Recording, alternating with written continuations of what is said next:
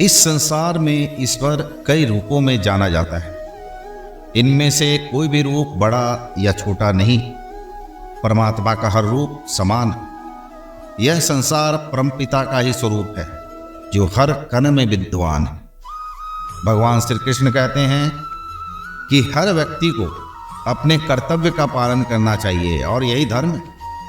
अगर अपने कर्तव्य का पालन नहीं किया जाता तो मन में अशांति होती है और दुख प्राप्त होता है। हमें इन संसार में दोनों तरह के लोग मिलते हैं, एक जो सुखी है, एक जो दुखी है। संभवतः दोनों एक ही घर में मिल गए। ऐसा क्या हुआ जिसकी वजह से एक व्यक्ति को हर सुख प्राप्त है वहीं दूसरे को नहीं? दोनों को ईश्वर ने जीवन दिया, दोनों को वक्त भी संभाल मिला, शायद दोनों को बराबर अवसर भी मिले होंगे, एक जैसा माहौल मिला, पर एक ने अपनी दुनिया बदल ली वहीं दूसरा कुछ नहीं कर पाया।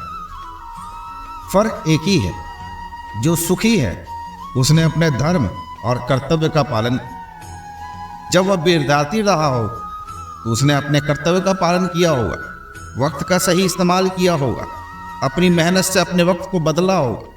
उसने सिर्फ कर्म किए, सफलता प्राप्त की और सुखी हो।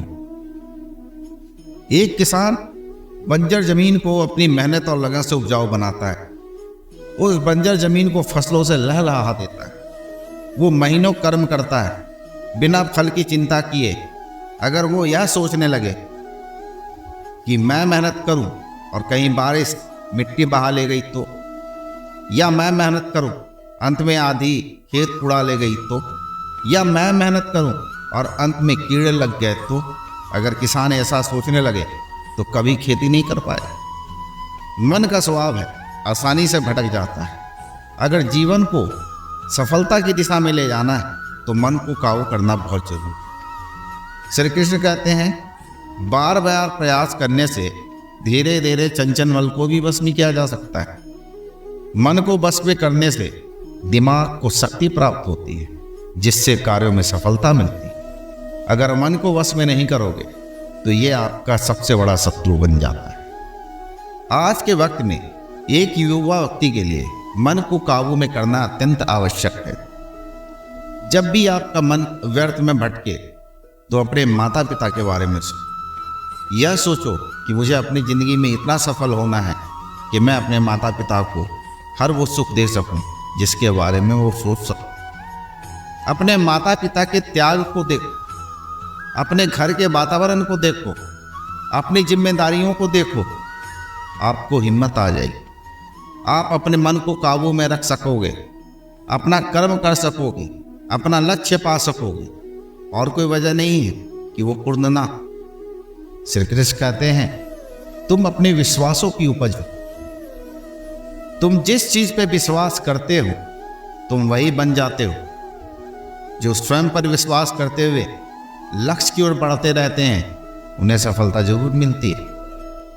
अगर व्यक्ति अपने लक्ष्य के लिए कर्म में पूरे मन से लग जाता है और अगर कर्म करने में आनंद आता है, उससे उसको खुशी मिलती है, तो सफलता दूर नहीं। अगर आपने अपने कर्म में आनंद लेना सीख लिया, आपको मजे मिलने लगे, आपको अच्छा लगने लगा, तो समझ लो कि आपकी सफलता ज़्यादा दूर नहीं।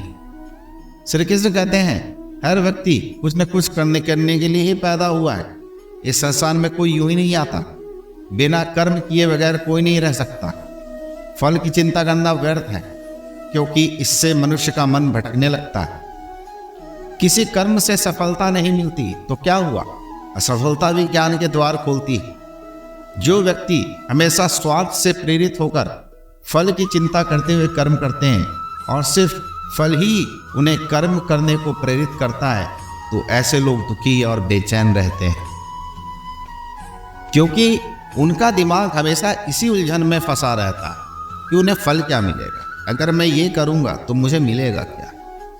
इस चक्कर में वो काम नहीं कर पाते, वो अपना काम नहीं कर पाते, अपना कर्म नहीं कर पाते और वो उलझन में पूरी जिंदगी फंसे रहते। स्वार्थी व्यक्ति कभी सुखी नहीं रह सकता और ऐसे व्यक्ति से कोई संबंध भी नहीं बनाना चाहता।